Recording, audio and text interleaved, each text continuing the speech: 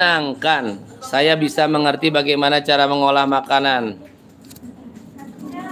Isi YouTube Papa I yang sangat banyak menonton menjadi salah satu medianya untuk mengajar.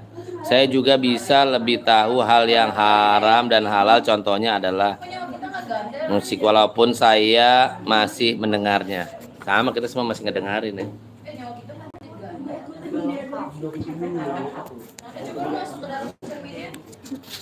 Selama belajar dengan Papa I, saya mengerti belajar seni dan bagaimana apaan sih? Keren tulisannya, jadi bingung bacanya.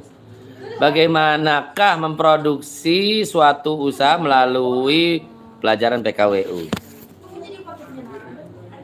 Selama saya belajar bersama Papa I, saya jadi mengerti tentang seni dan kewirausahaan. Selama Papa I mengajar, ya selalu sabar. Kalau saya telat ngumpulin tugas, ya pun selalu sabar dalam mengajar dan dalam mengajari sesuatu hal yang baru.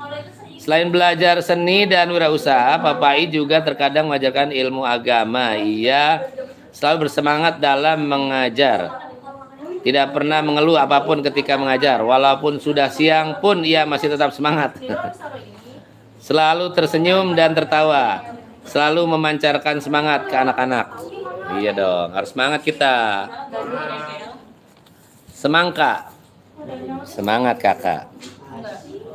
Selama belajar PKW di kelas 12 semester ganjil, Papa I mengajarkan tentang bagaimana cara membuat proposal, mulai dari kerangka-kerangkanya sampai bagian-bagian yang detail-detailnya. Semua diajarkan sama Papa I.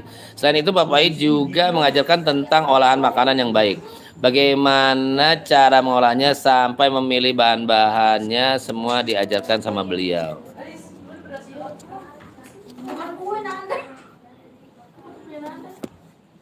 Nanda.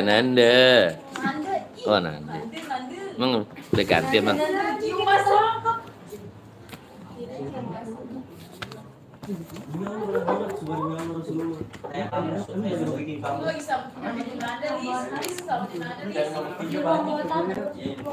Selama Papa I mengajar SB dan PKWU, Papa I mengajar, kamu tuh kalau nulis tuh ada koma, titik gitu loh. Jadi bacanya nggak Papa I jadi baca gitu. Kalau ada koma kan napas dulu.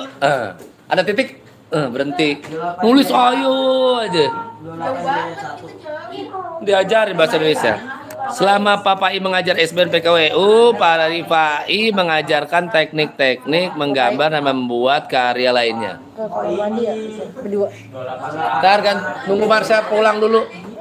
Belum balik Marsha. Membuat karya-karya lainnya. Cara mengajar Papa I sangat asik dan tidak bikin bosan.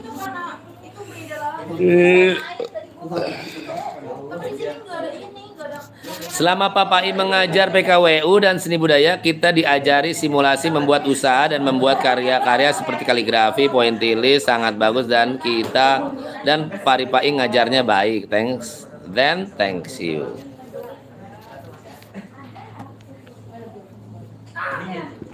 Papa I gurunya humble. Humble itu apa sih? Humble itu apa sih? Humble. Rendah hati. Kalau bahasa itu tawadu gitu ya. Kalau bahasa Arabnya tawadu ya. Tawadu, tahu warna duit. Ya. 100.000-an merah. Papa I gurunya humble banget, yang mengajarkan di pelajaran dalam seni budaya dan prakarya dan kewirausahaan. Kita diajari bagaimana simulasi membuat usaha dan membuat karya-karya yang bagus dari bahan bekas. Pas di jam seni budaya, membebaskan dalam berseni yang nanti ilmunya bisa digunakan pada masa yang akan datang. Oh, dan kita diajari dalam hal-hal baik, membuat proposal dan lain-lain. Thanks you.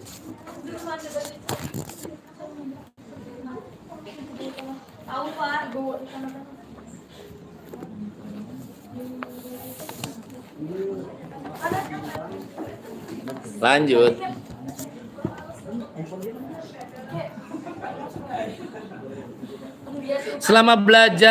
Selama saya belajar dengan Papa I, saya merasa senang-senang aja.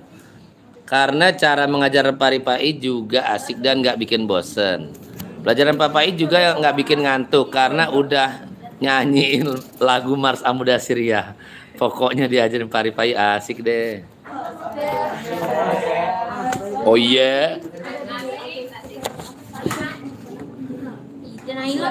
Jadi selama saya belajar dengan pari-pari, khususnya mata pelajaran PKWU dan seni budaya, saat apa ini tulisannya bagus banget. Apaan sih? Lo saat masih apaan sih? Oh, masih pandemi.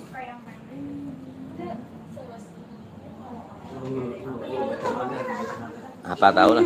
Saat kelas 10, saat kelas 10 saat masih pandemi yang memusingkan membacanya. Sebelum jadi PJJ jujur saya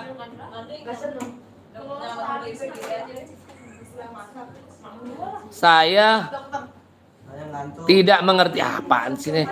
Tetapi Papa I karena saya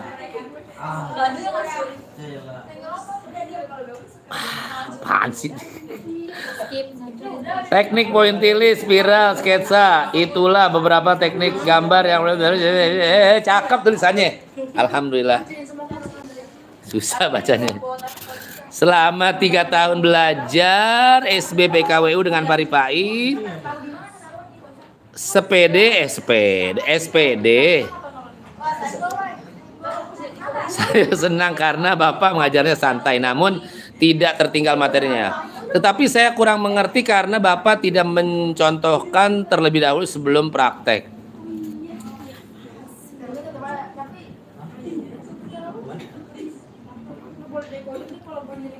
Ini siapa ya? Jangan disebutin deh.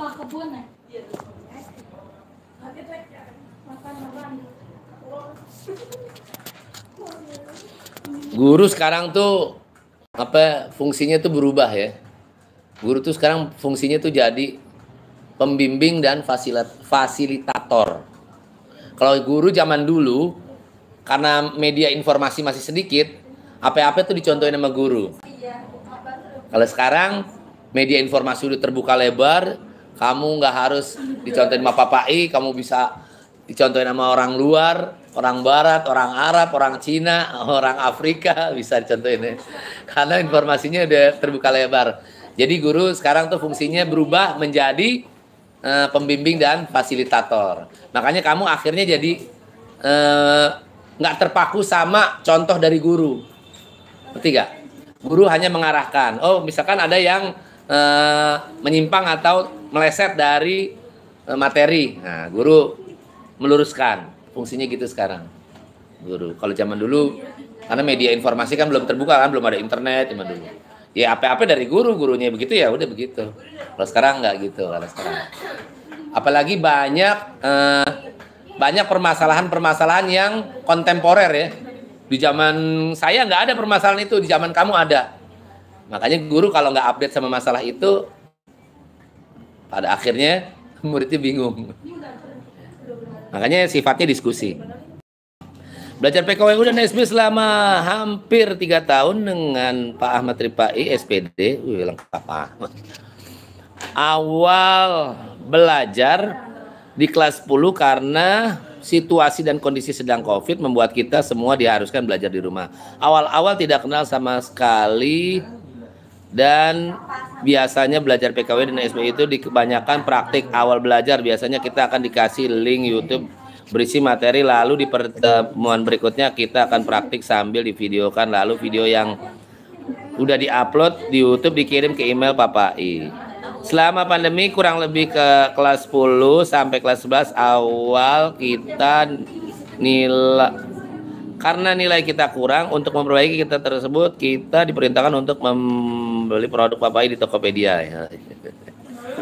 Papa I termasuk guru yang humble dan termasuk guru yang tidak galak. Apa ini? Suka ngejokes juga, tapi kadang jokesnya bapak-bapak banget. Jokesnya bapak-bapak banget. Memang gitu. Apa namanya, orang lucu. ada yang iya. Nanti dibilang bapak-bapak banget. Lawakannya lawas ya. Apa kamunya nggak ngalamin? Atau memang kadang-kadang gitu, memang ngelawak itu kadang-kadang garing. Kadang-kadang lucu, kadang-kadang enggak ya. Tapi ini semua kalau dari kacamata guru itu berusaha ikhtiar supaya kondisinya tuh masih bisa menyemangati anak-anaknya gitu, nggak kaku gitu. Maksudnya begitu tujuannya. Ya, kadang-kadang kan kita kan punchline ada yang dapat ada yang enggak ya kan. Nah, delivery ini kadang-kadang dapat kadang-kadang enggak. Ya biasalah, hal itu biasa aja. Yang penting berusaha terus supaya bisa menghasilkan yang maksimal.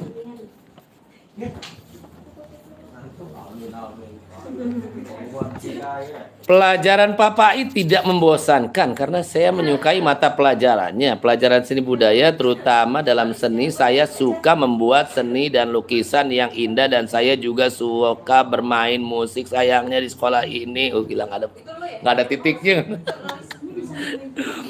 Sampai habis napasnya baca. Sekolah ini tidak diadakan ekskul dan mata pelajaran musik, meskipun begitu saya menyukai seni dari dulu dan sudah lama menggeluti seni terutama dalam seni musik dan seni gambar. Saya suka menggambar di tembok dan di kertas dan saya akan puas dengan hasil saya karena seburuk apapun itu seninya, itu seni kita dan kita bisa mengetahui di mana letak kesalahan dan di situ kita bisa belajar dari kesalahan kita sendiri. Di pelajaran SB di situ Papa I menjelaskan tentang abstrak dan itu warna yang bisa menggambarkan suasana hati kita dan pada saat itu saya langsung mencobanya. Intinya pelajaran banyak amat. Bagus nih, bagus. Saya suka dan sudah mulai belajar, sama-sama belajar ya. Sudah mulai belajar meningkatkan daya baca. Kalau minat baca nih kata Pak Anies, kita tuh minat bacanya bagus, apa aja kita baca. Tapi kalau daya baca kadang-kadang rendah. Kalau giliran tulisannya banyak udah panjangan karena literasinya rendah. Makanya orang-orang cerdas terdahulu kuat baca bukunya. Buku setebel-tebel gini baca cuma sehari, 2 hari, 3 hari kelar. Kalau kita baca novel aja berminggu-minggu nggak kelar-kelar. Kadang-kadang setahun nggak kelar-kelar. Baca Quran hatam paling event doang, bulan puasa, ya kan? Kalau orang dulu itu Quran tebel segini, sehari, 2 hari, seminggu tuh kelar. Ya, karena kuat bacanya. Namanya disebut daya baca. Ya, daya baca itu kalau tulisannya udah banyak, dia kuat bacanya. Tapi kalau tulisannya sedikit, dia cuma minat doang. Beda ya minat baca sama daya baca ya. Nah, literasi itu dikuatkan dengan daya baca. Kalau kamu ngelihat tulisan banyak masih malas bacanya, berarti rendah daya bacanya. Ya, powernya itu masih rendah, masih meletot lah, masih melehoy lah. Jadi kalau kira tulisannya banyak, kalau tulisannya sedikit ya pasti gampang bacanya karena minat baca. Seneng baca yang pendek-pendek, namanya minat baca doang. Intinya pelajaran SBPKWI menurut saya sangat seru karena metode belajar dan penyampaiannya masuk dengan baik dan mudah dimengerti. Lanjut. Selama belajar bersama Papa I saya mengetahui apa mengerti nih. Apa itu tentang seni, dari seni hasil lainnya susah bacanya, tulisannya bagus. Wah, ini panjang nih, 1,5 halaman. Selama saya belajar dengan Papa I sebenarnya pelajarannya mudah dipelajari dan Papa I juga mengajarnya juga bagus, tetapi saya tidak suka belajar seni. Jadi saya hanya mengerjakan untuk tugas saja. Ya nggak apa-apa, boleh. Kan ada orang yang nggak berminat seni ya, tapi dalam belajar itu hanya menggugurkan kewajiban, boleh itu.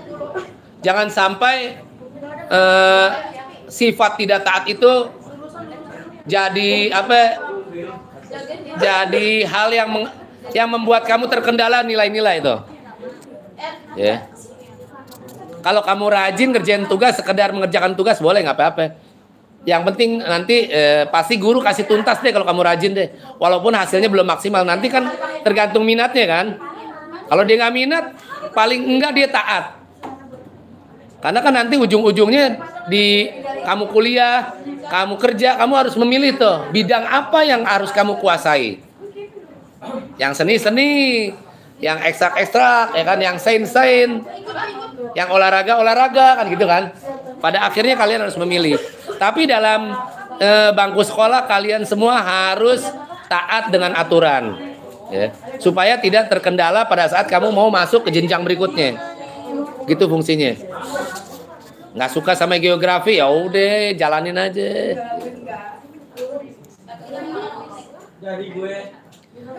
Saya mengetahui one line art dan macam-macam seni lainnya, dan juga saya diajarkan awal untuk membisnis, berbisnis. Dari membuat proposal supaya ada investor sampai mengetahui modal dan juga penghasilan. Tapi sayangnya waktu online terlalu banyak praktek dan juga sedikit materi, jadinya saya kurang paham. Karena walaupun saya tidak menyukai seni, tapi saya harus mengerti sedikit. Dan saya masih ingat waktu blended learning yang membuat batik dan kain putih, dari kain putih. Saya tidak membuka kamera karena saya tidak bisa dan tidak menyukai. Tapi saya senang jika melihat seni-seni yang bagus. Bikinnya nggak suka, tapi suka. Berarti ini namanya penikmat seni, bukan pelaku seni. Dan sekarang di kelas 12 saya tetap kurang suka dengan seni. Tapi untungnya sekarang sudah full offline. Jadi saya dapat melihat seni-seni yang bagus dari teman saya. Ya, cakep. Sopo iki. Spill dulu sopo iki. I know. I see. Menurut saya pelajaran Papai ini seru, ada bagian jelasin, ada juga pelajaran praktek. Pelajaran dalam teori kita sebagai siswa dikasih berbagai informasi dari YouTube maupun Google. Dalam pelajaran praktek para siswa-siswi juga jika belum mengerti dapat dibantu. Tapi di balik rasa seru Bapak, tapi saya sering ngerasa bosen bahkan mengantuk. Saya justru lebih suka jika langsung praktek. Karena sering sekali kalau jelasin suka nge-lag sayanya. Maaf ya Pak, love you. Love you. Boleh. Kan mencintai guru boleh, masa nggak boleh? Kan mencintai guru boleh. Kadang-kadang kita nih ngomong love you itu taunya pasangan lawan jenis ya. Ke orang tua boleh, ke guru boleh. Makanya ke saudara boleh. Makanya ada istilah ana uhibbuka fillah. Cowok sama cowok bilang gitu, ana uhibbuka fillah. Aku mencintaimu karena Allah. Padahal cowok sama cowok boleh gak? Boleh, kan karena Allah. Kan bersahabat kan mencintai sebagai sahabat maksudnya. Makanya hub atau love itu maknanya tuh luas. Nggak harus lawan jenis. Teman sama teman, orang tua sama anak, murid sama guru. Bukan love sex ya, yang sifatnya lawan jenis ya. Nggak harus gitu.